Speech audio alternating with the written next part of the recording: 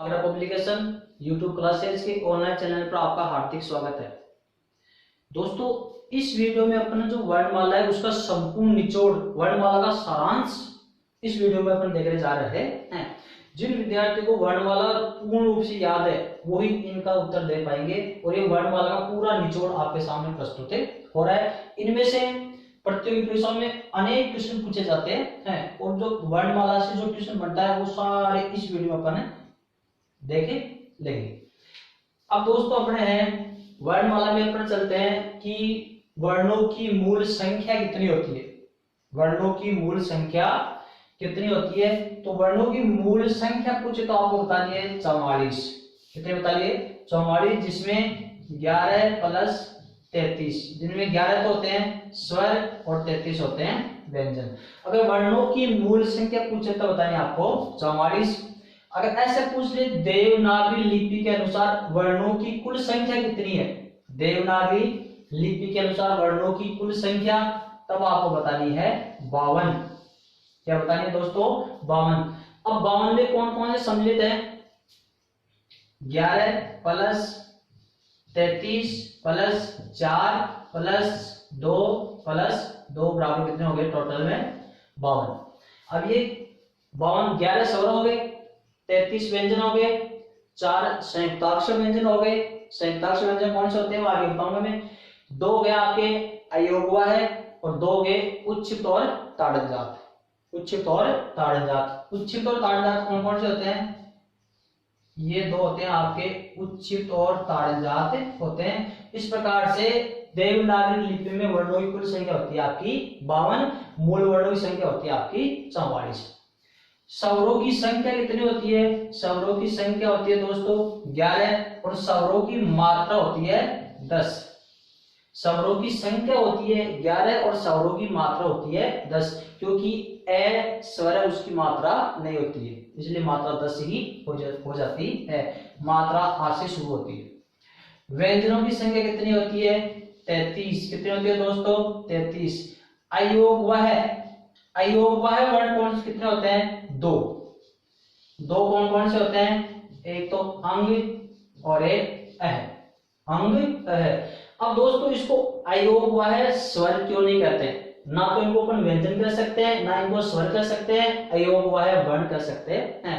वर्णों में स्वर और व्यंजन दोनों शामिल है, तो इनमें भी स्वर और व्यंजन है। कैसे?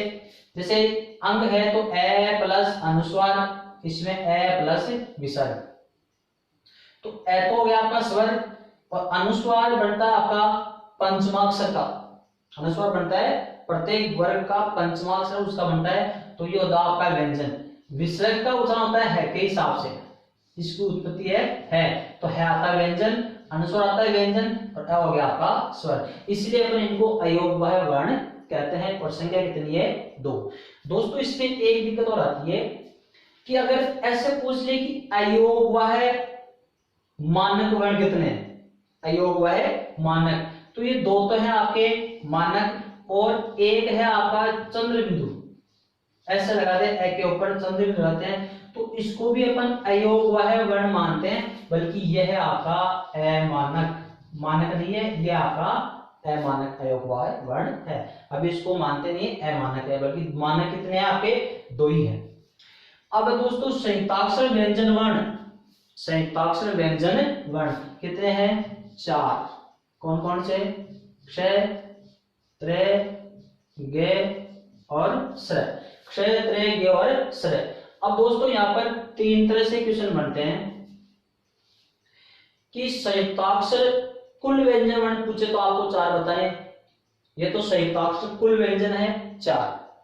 अगर संयुक्ताक्षर मूल व्यंजन पूछ ले तब आपको 3 ही बताने हैं। मूल आपके 3 ही है, क्षय, त्रय, गे और क्षय, त्रय और गे, मूल 3 ही है। और ऐसे पूछे कि आगत या गृहीत संयुक्ताक्षर व्यंजन, तब आपका 1 है श्रय। संयुक्ताक्षर कुल व्यंजन है 4, मूल है 3, आगत या गृहीत है 1। इनका टुकड़ा कैसे होता है दोस्तों? जैसे मान लो क्षय है वो कै प्लस से, त्रय का तय प्लस रे और गे का जय प्लस ये और श्रय का से प्लस रे। अब दोस्तों आपको ध्यान रखने की बात यह है, ये क्वेश्चन कई बार पूछा जा चुका है कि इनका संयुक्ताक्षर व्यंजनों का निर्माण किस प्रकार हुआ है। तो इसमें विशेष रूप से ध्यान रखना, अगर यहाँ पर हलंत नहीं हो, किसी में भी यहाँ पर हलंत नहीं हो, तो आपका पहला वर्ण हलंत आएगा, क्योंकि इनमें स्वर है वो स्वर लास्ट में रह जाएगा। और अगर यहाँ पर चारों में ऐसे हलंत आ गया, चारों में हलंत आ गया, तो फिर आपके दोनों ही हलंत होंगे। इसका विशेष रूप से ध्यान रखना। अगर यहाँ हलंत नहीं हो तो पहला हलंत आएगा, यहाँ पर चारों हलंत हो तो फिर दोनों ही हलंत आएंगे, क्योंकि जब यहाँ पर स्वर नहीं है तो यहाँ स्वर कहां से हो सकता है। तो कुल तो हो गया आपके 4, मूल हो गया आपके 3 और आगे क्या घटित हो गया 1। तो दोस्तों ये तो है व्याकरण की दृष्टि से इनका निर्माण, ये तो है व्याकरण की दृष्टि से इनका निर्माण। बल्कि एक इसका और है गय प्लस ये, गय प्लस ये है आपका उच्चारण की दृष्टि से इसका निर्माण। ये केवल एक का ही बनता है, गय प्लस ये तो उच्चारण की दृष्टि से है, और बाकी ये चारों है आपकी व्याकरण की दृष्टि से। तो दोस्तों ये हो गया आपके संयुक्ताक्षर व्यंजन कितने 4, जिनमें कुल 4 है, मूल 3 है, आगत गृहीत 1 है। फिर है दोस्तों उच्छिष्ट या ताड़नजात, इसका और भी नाम है, इनको उच्छिष्ट कहते हैं, ताड़नजात या द्विगुणी या द्विस्पृष्टि। क्या होता है दोस्तों, मैंने उच्छिष्ट, ताड़नजात, द्विगुणी या द्विस्पृष्टि कितने होते हैं आपके 2। कितने हैं 2, कौन कौन से हैं, अढ़य, अढ़य, अढ़ और अढ़, ये 2 आपके हैं उच्छिष्ट, ताड़नजात, द्विगुणी और द्विस्पृष्टि व्यंजन है, ये आपके वाले जो 52 में शामिल है। फिर है आगत, अंग्रेजी, गृहीत और मेहमान स्वर। आगत, अंग्रेजी, गृहीत और मेहमान स्वर है आपका ये वाला, जो केवल अंग्रेजी शब्दों में ही प्रयुक्त होता है, अंग्रेजी शब्दों के अलावा प्रयुक्त नहीं होता। जैसे डॉक्टर हुआ, कॉलेज हुआ, ऑफिस हुआ, ये अंग्रेजी शब्दों में काम आता है, इसलिए इसको आगत, गृहीत और अंग्रेजी और मेहमान स्वर कहते हैं। ये विदेशी भाषा से आया हुआ है, बल्कि इसके अब कुछ विद्वान इसको स्वरों में शामिल करते हैं, बल्कि अभी भी इनको स्वरों में शामिल नहीं किया गया है, कि कुछ विद्वान रे को हटाकर इसको स्वरों में शामिल करके 11 मान लेते हैं, बल्कि रे अभी भी स्वरों में शामिल है, इसको स्वर तो है, बल्कि स्वर जो 11 है उनमें शामिल नहीं है, ये अंग्रेजी स्वर। हाँ, हिंदी भाषा में इसका प्रयोग किया जाता है। आगत गृहीत व्यंजन ध्वनि, आगत गृहीत और इसको अपन ऐसे कह सकते हैं उर्दू, आगत गृहीत और उर्दू व्यंजन ध्वनि, वो है आपकी कौन सी कितनी है 5। कितनी है दोस्तों 5 कौन कौन सी है, जैसे क, ख, ग, ज, फ, 5 हो गए। ये तो अभी तो है आपके स्पर्श व्यंजन, बल्कि इनमें यहाँ नुक्ता चिन्ह लगते ही आपका आगत और व्यंजन ध्वनि क, ख, ग, ज, फ, ये हो गया आपके आगत और व्यंजन ध्वनि। कितनी है 5। इनको अपन आगत, गृहीत और उर्दू या अरबी फारसी ध्वनि भी कह सकते हैं। आगत, गृहीत, उर्दू या अरबी फारसी ध्वनि भी कह सकते हैं। तो कितनी है दोस्तों 5। फिर है आपके एकाक्षरी या द्व्याक्षरी, तृतीयाक्षरी, एकाक्षरी, द्व्याक्षरी और तृतीयाक्षरी। ये क्या होते हैं, जिसमें एक ही अक्षर हो वो एकाक्षरी है, जिस शब्द में 2 अक्षर हो वो द्व्याक्षरी है, जिस शब्द में 3 हो वो तृतीयाक्षरी है, फिर चतुर्थाक्षरी, पंचमाक्षरी ऐसे होते हैं। जैसे आम, स्वर सहित होना चाहिए। अब ये आम हलंत है, स्नान यह है, तो इसको बोलते हैं अपन एकाक्षरी। एकाक्षरी से जैसे एक हो गया, ये हलंत हो गया, ये हलंत है, ये हो गया आपका एकाक्षरी, ये हलंत है, इसलिए हट गया, तो ये एकाक्षरी में है। अब द्विअक्षरी में क्या आ जाएगा, जैसे मान लो पृथ्वी, ये द्विअक्षरी है। क्या है दोस्तों द्विअक्षरी, कैसे, क्योंकि इसमें एक तो प्र और वी, इसमें 2 अक्षर है वो द्विअक्षरी है। तृतीयाक्षरी जैसे प्रकाश, क्या है प्रकाश। अब इसमें 3 ही अक्षर है, जैसे मान लो एक तो पै तो है आपका आधा, रे पूरा और का और से, ये हो गया आपके तृतीय अक्षरी मतलब जिसमें स्वर, जिस शब्द में स्वर सहित दो अक्षर हो, एक हो वो एकाक्षरी, दो अक्षर पूरे स्वर सहित हो वो द्वयाक्षरी, तीन हो वो तृतीयाक्षरी। इनको अपन बोलते हैं एकाक्षरी, द्वयाक्षरी और तृतीयाक्षरी। फिर है दोस्तों अपने लघु, मूल, स्वतंत्र, रूढ़, प्राथमिक और एकमात्रिक स्वर। एकमात्रिक स्वर कितने हैं? 4। ध्यान देना दोस्तों, जो अपने लघु स्वर और ह्रस्व स्वर, इनको और भी बोलते हैं एकमात्रिक और ह्रस्व स्वर। ह्रस्व स्वर कितने हैं दोस्तों? 4। देखो इनके नाम सुनना, लघु स्वर, मूल स्वर, स्वतंत्र, रूढ़ स्वर, प्राथमिक, एकमात्रिक और ह्रस्व स्वर। कितने हैं? 4। 4 कौन कौन से? ए, ई, उ और री। इनको ना संख्या 4 है और इनके नाम 6 है। लघु यानी छोटे, मूल यानी मूल यही है, बाकी जो इनके अलावा 7 है वो तो मूल नहीं है, ये मूल है, वो 7 और इन 4 से मिलकर बनते हैं। स्वतंत्र, ये स्वतंत्र है, इनको किसकी आवश्यकता नहीं है। रूढ़, इनके टुकड़े नहीं होते हैं। प्राथमिक, पहले प्राथमिकता इनको दी जाती है, इनकी सहायता से वो आपके साथ तैयार हो जाते हैं। और एकमात्रिक, एकमात्र है, ह्रस्व यानी छोटा है। इसलिए लघु, मूल, स्वतंत्र, रूढ़, प्राथमिक, एकमात्रिक और ह्रस्व स्वर कितने हैं? 4 ए, ई, उ, रे। दोस्तों ध्यान रखना, विशेष रूप से जो आज अपन टॉपिक पढ़ रहे हैं इसमें अलग, बहुत ही अलग आपको पढ़ने को मिलेगा। ये 7 नाम इनके हैं। फिर है दोस्तों दीर्घ, गुरु, परतंत्र, यौगिक, द्विमात्रिक और संधि स्वर। और संधि स्वर कितने हैं? 7। 7 कौन कौन से हैं? आ, ई, उ, ए, आई, ओ, औ। ये आपके कितने हैं? 7 हो गए आपके संयुक्त स्वर। कैसे? दीर्घ, गुरु, परतंत्र, यौगिक, द्विमात्रिक, संधि स्वर कितने हैं आपके? संधि और संयुक्त स्वर। संधि और संयुक्त स्वर कितने हैं? 7। 7 कौन से? आ, ई, उ, ए, आई, ओ, औ। ये 7 हो गए आपके ये दीर्घ स्वर। फिर है स्पर्श और स्पष्ट व्यंजन वर्ण। दोस्तों ध्यान रखना, स्पर्श, स्पष्ट व्यंजन वर्ण है आपके 25। कैसे, मैं तक, कैसे, मैं तक 25 है।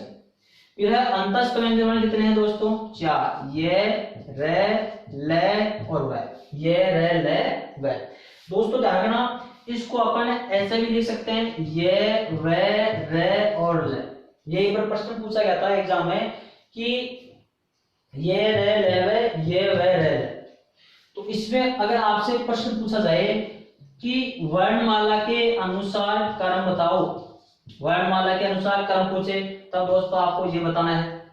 और संधि, संधि या व्याकरण, संधि या संस्कृत की दृष्टि से आपका इनको क्रम पूछे तब आपको ये बताना है।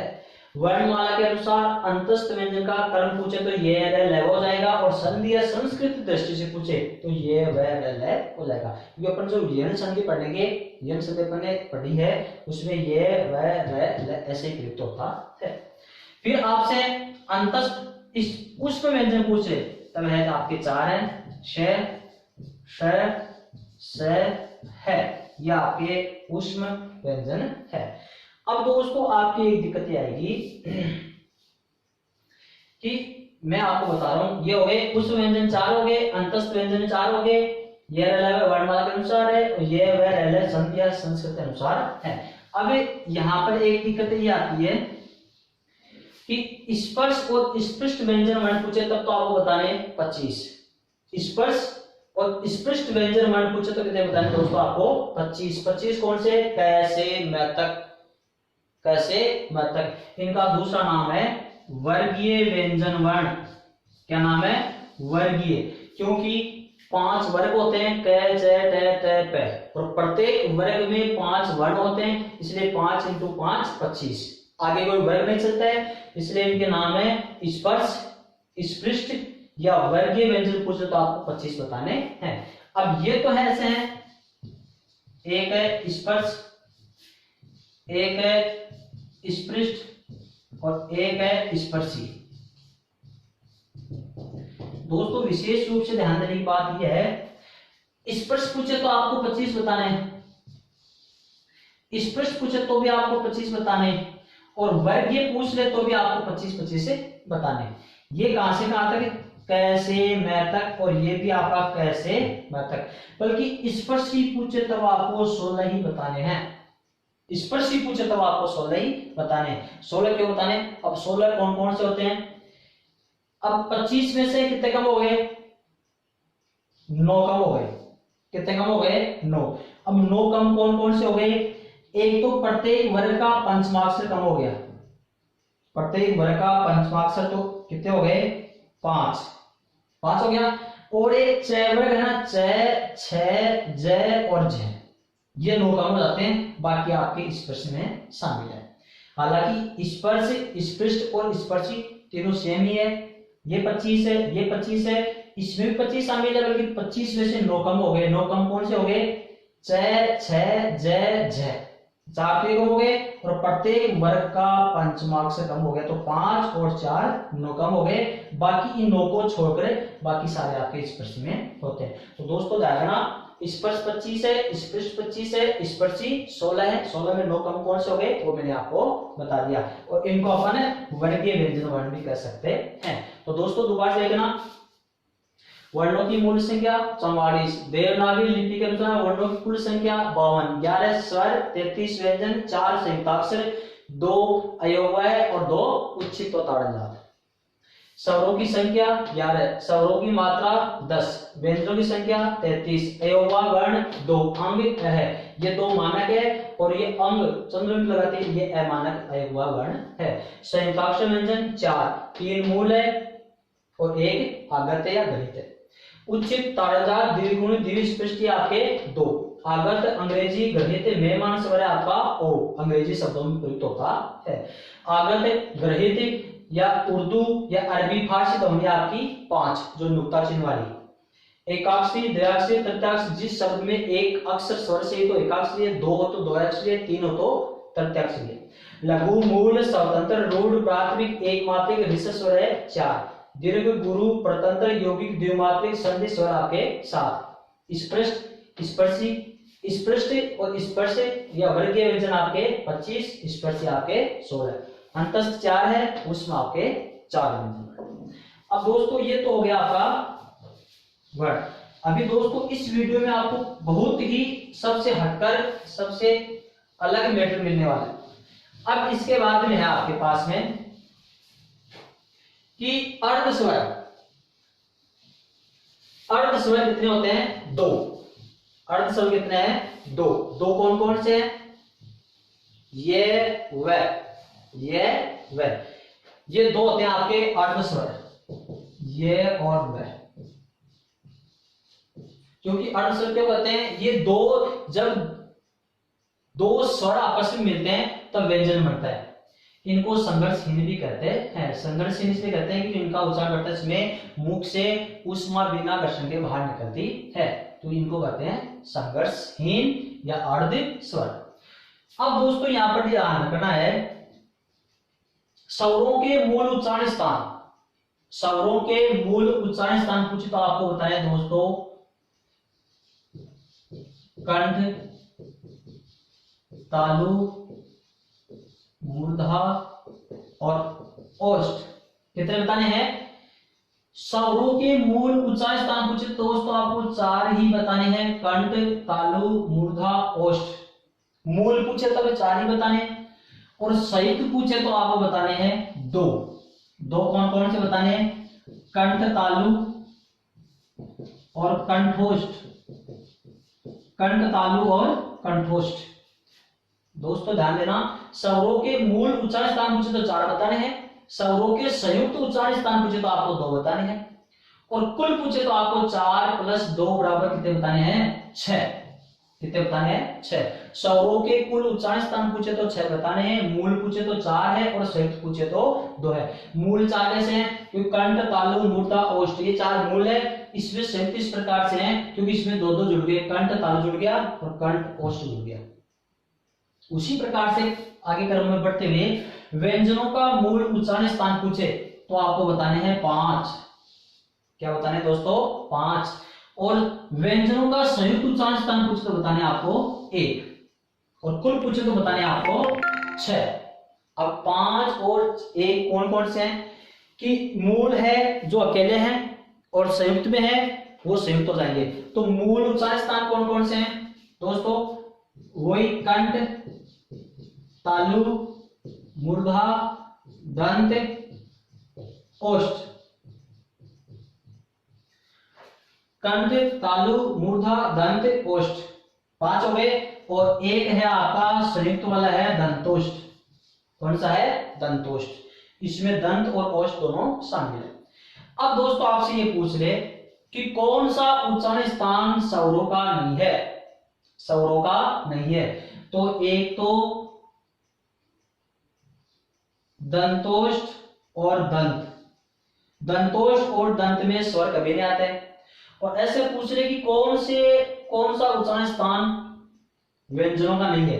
तो कंठ, तालु और कंठोष्ठ व्यंजनों में नहीं है और बाकी 4 कॉमन है। कंठ, तालु, मूर्धा, ओष्ठ। कंठ, तालु, मूर्धा, ओष्ठ ये 4 तो दोनों में आते हैं, कॉमन है, स्वरों में आते हैं और व्यंजनों में आते हैं। बल्कि दंत और दंतोष्ठ ये उच्चारण स्थान स्वरों का कभी भी नहीं होता है। कंठ, तालु और कंठोष्ठ ये व्यंजनों का उच्चारण स्थान कभी भी नहीं होता है। इन 4 का विशेष ध्यान रखना, बाकी 4 आपके कॉमन है। अब दोस्तों आपसे ये पूछ ले कि ये प्रश्न पहले यहां देखिए, वर्णों के कुल उच्चारण स्थान, इनको छोड़ो पहले एक बार।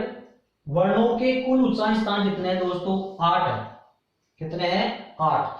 अपन वर्णों का उच्चारण कहां से करते हैं? उर से। कहां से करते हैं? उर। तो देखो पहला है आपका उर, फिर है आपका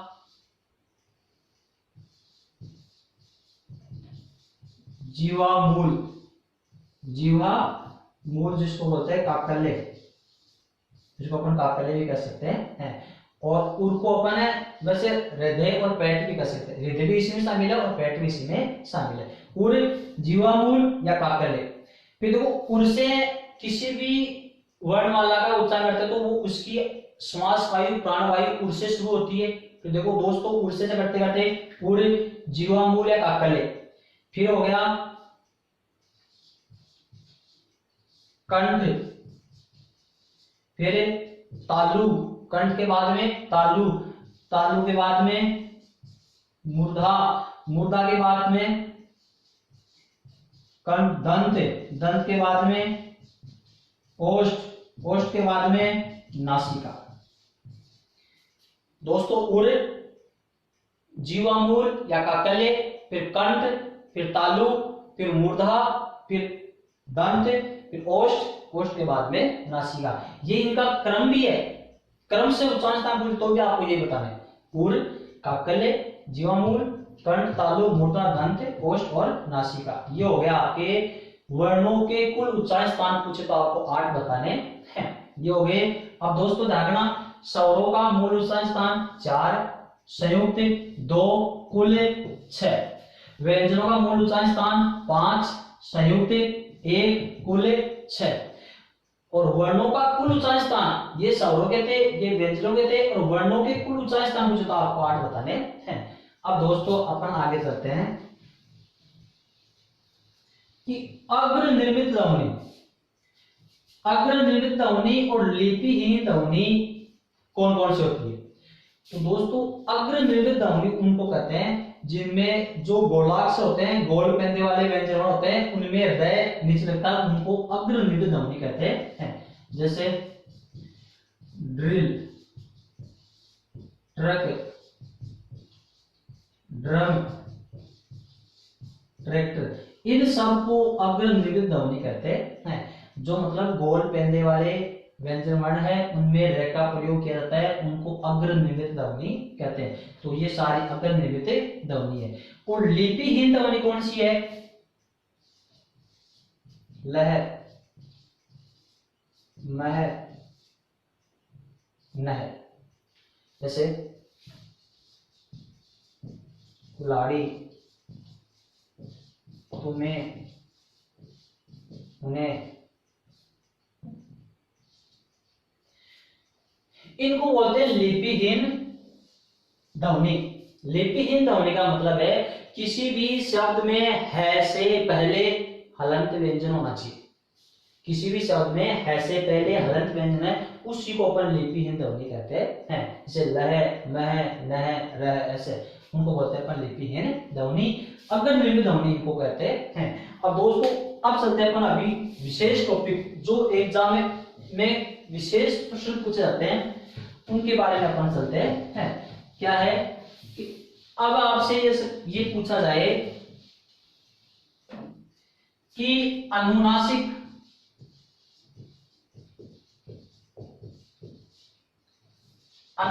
स्वर और निर्नुनासिक स्वर, अनुनासिक स्वर और निर्नुनासिक स्वर, इसी का दूसरा नाम है अननु, अनुनासिक।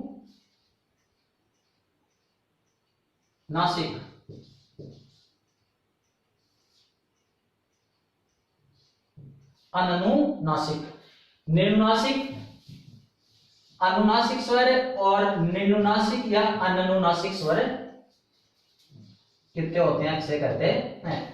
अनुनासिक स्वर होते हैं जिनका उच्चारण मुख और नाक दोनों से किया जाता है। मुख और नाक दोनों से किया जाता है, वो होता है आपके अनुनासिक स्वर। तो इनकी संख्या होती है आपकी 10। निर्नुनासिक स्वर होता है निरनी रहित, तो जिनका उच्चारण केवल मुख से किया जाता है वो होते हैं निर्नुनासिक स्वर। इनकी संख्या होती है आपकी 11। अनुनासिक स्वर है 10, निर्नुनासिक स्वर आपके 11। अनुनासिक स्वर जैसे मान लो ए, आ, ई, उ,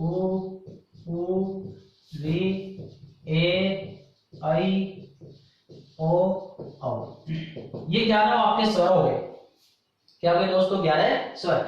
तो ये जो 11 सिंपल स्वर है इनको अपन कहेंगे निर्नुनासिक या अनुनासिक, निर्नुनासिक या अनुनासिक। और इनके ऊपर चंद्र बिंदु का प्रयोग करते ही हो जाएंगे आपके अनुनासिक। क्या हो जाएंगे? अनुनासिक। जैसे ये प्रयोग करते ही री के ऊपर चंद्र बिंदु का प्रयोग होता नहीं है, इसलिए अनुनासिक स्वर हो गए आपके 10। अनुनासिक चंद्र बिंदु का प्रयोग करते ही अनुनासिक हो जाएंगे। री के ऊपर चंद्र बिंदु का प्रयोग होता नहीं है और इनका चंद्र बिंदु हटाते ही आपके 11 हो जाएंगे निर्नुनासिक। बल्कि ध्यान रखना, जिन स्वरों के ऊपर मात्रा होती है, जिन स्वरों के ऊपर मात्रा होती है, ऊपर ऐसे मात्रा लगी होती है, उनके ऊपर अपन चंद्र बिंदु का प्रयोग नहीं कर सकते हैं। वहां पर अनुस्वार ही लगाया जाएगा, बल्कि वो अनुस्वार का रूप नहीं है, वो चंद्र बिंदु का एक रूप है। जैसे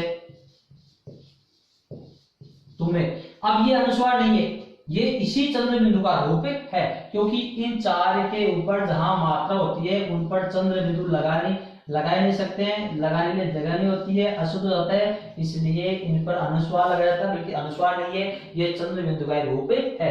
तो दोस्तों अनुनासिक हो गए आपके 10 और निर्नुनासिक या अनुनासिक हो गए आपके 11। दोस्तों अब अपन आगे चलते हैं। अग्र स्वर, मध्य स्वर और पश्च स्वर। अग्र स्वर, मध्य स्वर और पश्च स्वर। मध्य स्वर में ध्यान रखना दोस्तों, अकेला ए है, अकेला ए, ये मध्य स्वर है। अग्र स्वर में है कौन कौन से आते हैं? जिनका उच्चारण करते समय जीभ का अग्र भाग सक्रिय रहता है या मुख से आवाज तीखी निकलती है, जैसे ई, री, ए, आई। इनका उच्चारण करते समय तीखी आवाज है, जीभ का अग्र भाग सक्रिय रहता है। ई, री, ए, आई, ये हो गए अग्र स्वर। मध्य में हो गया आपका अकेला ए, बाकी बच के हो गए आपके पश्च स्वर जो पिछले भाग से बढ़ जाते हैं, जैसे आ, उ, ओ, औ। और दोस्तों अंग्रेजी स्वर को अपन लेना चाहिए, अगर या अंग्रेजी स्वर को लेना चाहिए तो वो आपका पश्च स्वर में ही शामिल होगा। तो दोस्तों ये हो गया आपके अग्र, मध्य और पश्च स्वर। फिर है दोस्तों आपका वृत्ताकार या वृत्तमुखी। वृत्ताकार या वृत्तमुखी, अवृत्ताकार या अवृतमुखी, अवृत्ताकार या अवृतमुखी, कौन कौन से स्वर होते हैं? जिनका वे स्वर जिनका उच्चारण करते समय ओष्ठ की आकृति वृत्त के समान गोल हो जाए वो वृत्ताकार में, और गोल ना होकर अन्य आकार में बदल जाए वो अवृत्ताकार में। तो वृत्ताकार आपके दोस्तों कितने हैं? जैसे उ, ओ, औ, ये चार तो हैं आपके वृत्ताकार, और बाकी आपके ए, आ, ई, री, ए, आई, ये आपके अवृत्ताकार स्वर। इनका उच्चारण करते समय ओष्ठ की आकृति गोल न होकर अन्य आकार में बदल जाती है। अगर अंग्रेजी स्वर को लेना चाहिए तो वो आपका वृत्ताकार स्वर में शामिल होगा। तो दोस्तों वृत्ताकार हो गया आपके 4, अवृत्ताकार हो गया आपके 2, 4, 7, कितने हो गए? 7। अगर अंग्रेजी स्वर को अपन शामिल करना चाहते हैं तो वो इसी में शामिल होगा। अब इसके बाद में है दोस्तों अपने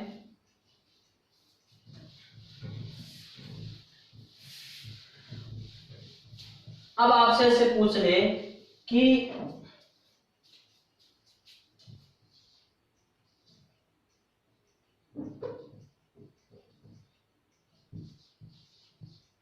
स्पर्शी, संघर्षी, स्पर्श संघर्षी, संघर्षहीन, नासिके,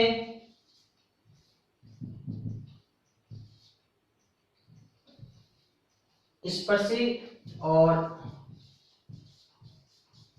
पार्श्विक, प्रकंपित, प्रकंपित या फिर लुंठित, प्रकंपित या फिर लुंठित वर्ण पूछ से लिखते हो दोस्तों 3, 3, 6 और 7। अगर स्पर्शी पूछे दोस्तों आपको 16 बताने, तो मैंने अभी बताया था पिछले कैसे मतलब, बल्कि 5 हो 5 मार्क्स छूट जाएंगे, 6, 6, 6, 5, 4 और जाएंगे तो 9 कम हो जाएंगे तो 16 बचेंगे स्पर्शी। संघर्षी है आपके 4, संघर्षी 4 कौन कौन से हैं? श और है, इनको संघर्षी कहते हैं, इनको संघर्षी कहते हैं और उसमें व्यंजन वर्ण भी कहते हैं। फिर है दोस्तों स्पर्श संघर्षी, स्पर्श संघर्षी आपके च, छ, ज, झ, 4 है, च, छ, ज, झ।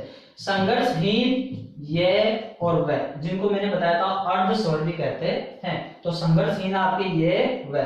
नासिक है आपके कितने हैं? 5, 5 कौन कौन से हैं? कैवर का पंचमाक्षर नंग, ये, अणय, न और मैं, इनको नासिक कहते हैं पंचमाक्षर को ना। अब है पार्श्विक, पार्श्विक है आपका दोस्तों एक लय। पार्श्विक क्यों कहते हैं? वे व्यंजन वर्ण जिनका उच्चारण करते समय मुख से वायु जीवा के बगल से बाहर निकलती है वो पार्श्विक व्यंजन वर्ण कहलाता है। तो इस लय का उच्चारण करते हैं तो जीभ तालुओं में चिपक जाती है, फिर वो अंदर से हवा आएगी प्राणवायु, वो जीभ से टकराकर बगल से बाहर निकलती है। इस पार्श्विक का अर्थ होता है बगल, शाब्दिक अर्थ होता है बगल। फिर है प्रकंपित या लुंठित, वो आपका र। इसको क्यों कहते हैं प्रकंपित या लुंठित? क्योंकि इसका उच्चारण करते समय जीभ में कंपन उत्पन्न होता है, लुढ़कते है, इसलिए प्रकंपित कहते हैं।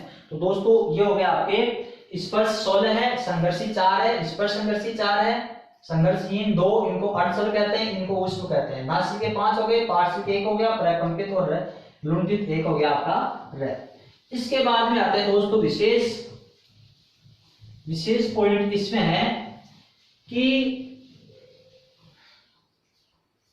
अगर आपसे ऐसे पूछ ले सघोष, अघोष, अल्पप्राण और महाप्राण,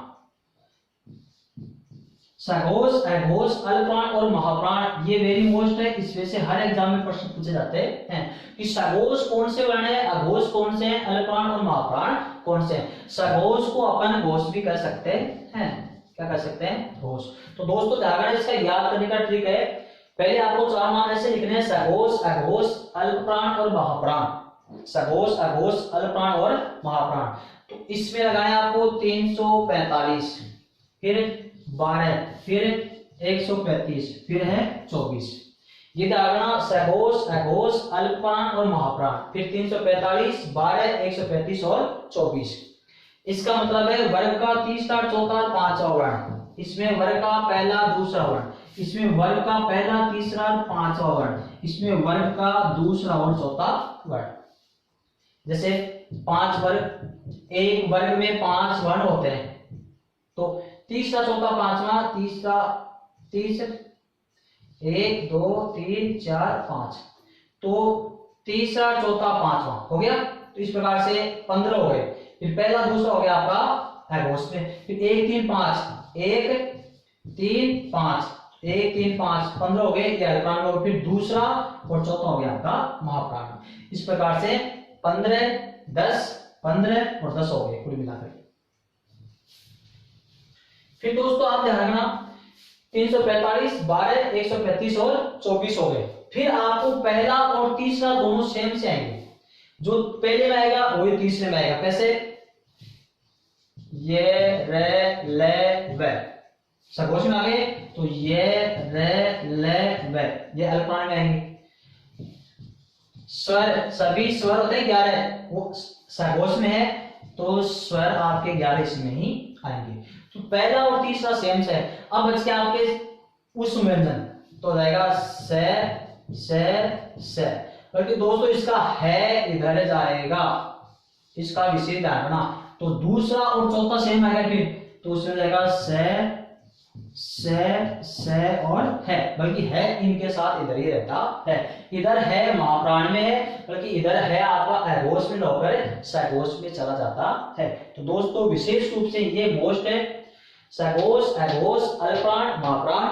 345, 12, 135, 24, फिर 11 सारे स्वर, सभी स्वर। से है इधर न होकर सघोष में जाएगा, बल्कि इसमें से है। तो इधर अब आपसे ऐसे पूछा जाए प्रश्न है कि सघोष व्यंजन कुल कितने होते हैं? 5 3 15, 15 5 20, 20 और 11 स्वर 31 हो गए। इधर 5 10, 10 3 13, तो 13 31 हो गया आपके 44। इधर 5 1 3 5, प्रत्येक वर्ग का पहला, तीसरा, पांचवा, तो 15 हो गए। 15 4 19, 19 11 30, फिर 10 और 10 4 14। अब दोस्तों आप ये सोच रहे हैं कि 10 कैसे हो गए? प्रत्येक वर्ग का दूसरा, चौथा वर्ण, तो दूसरा चौथा वर्ग होते हैं 5, तो 10 हो गए। ये 15 हो गए, ये पहला, दूसरा 10 हो गए, वो तीसरा, चौथा, पांचवा 15 हो गए। इस प्रकार से सघोष 31 होते हैं, अघोष 13 होते हैं, अल्पप्राण 30 होते हैं, महाप्राण 14 होते हैं। अब आपसे ऐसे पूछ रहे, एक प्रश्न ये बनता है कि सघोष, अघोष, अल्पप्राण और महाप्राण इनके नाम देखो दोस्तों क्या कहते हैं, सघोष को इसके अन्य नाम क्या है? सघोष को अपन सवार और नाद भी कहते हैं। इनके नाम है सघोष, सवार या नाद। इनको कहते हैं अघोष, विवार और श्वास, ये भी इनके नाम है। दोस्तों ध्यान रखना, सघोष, सवार और नाद, अघोष, विवार और श्वास, ये इनके ही नाम है। इनको अपन 3 नाम से पुकारते हैं, इनको भी 3 नाम से पुकारते हैं। सवार होते हैं आपके सघोष में, नाद होते हैं आपके सघोष, विवार और श्वास कहते हैं अघोष को। अब आपसे ऐसे पूछ रहे कि विसर्ग और अनुस्वार किसमें प्रयुक्त होगा? विसर्ग और अनुस्वार किसमें प्रयुक्त होता है? तो दोस्तों ध्यान रखना, आपको ये पता है कि अनुस्वार किसका बनता है? पंचमाक्षर का। अनुस्वार किसका बनता है? पंचमाक्षर का बनता है। तो इसमें आएगा आपका विसर्ग, इसमें आएगा आपका अनुस्वार, इसमें आएगा विसर्ग, इसमें आएगा अनुस्वार, इसमें आएगा आपका विसर्ग। दोस्तों ध्यान रखना कि विसर्ग ए बी सी डी किसमें आएगा? तो विसर्ग आएगा अघोष में आएगा, अनुस्वार आएगा सघोष में, फिर अनुस्वार अल्पप्राण में और विसर्ग आएगा आपका महाप्राण में। अब एक महत्वपूर्ण प्रश्न यहाँ पे ये बनता है जैसे क्वेश्चन आ रहा है सभी स्वर होते हैं, सभी स्वर होते हैं, तो आपसे ऑप्शन दे दे A B C D, A B C D. तो आप दोस्तों आपको क्या करना है, इस ऐसी कंडीशन में आपको सभी स्वर, तो किस किस में, अघोष नहीं हो सकता, महाप्राण नहीं हो सकता, क्योंकि अघोष में स्वर है नहीं, महाप्राण में स्वर नहीं है। स्वर है आपके सघोष में और अल्प प्राण में, दोनों ऑप्शन में आपके सघोष भी है अल्प प्राण भी है। ऐसी कंडीशन में हमेशा ध्यान रखना सघोष ही माना जाएगा, क्योंकि स्वरों का उच्चारण आवाज के साथ में किया जाता है, अल्प प्राण के साथ में नहीं किया जाता है। ऐसी कंडीशन हो कि सभी स्वर होते हैं सघोष अल्प प्राण, इनमें तो हो ही नहीं सकता, तो ऐसी कंडीशन में आपको सघोष ही मानना है। तो दोस्तों इस वीडियो में अपन ने वर्णों का निचोड़, वर्णों का संपूर्ण निचोड़ का अध्ययन किया है। अगर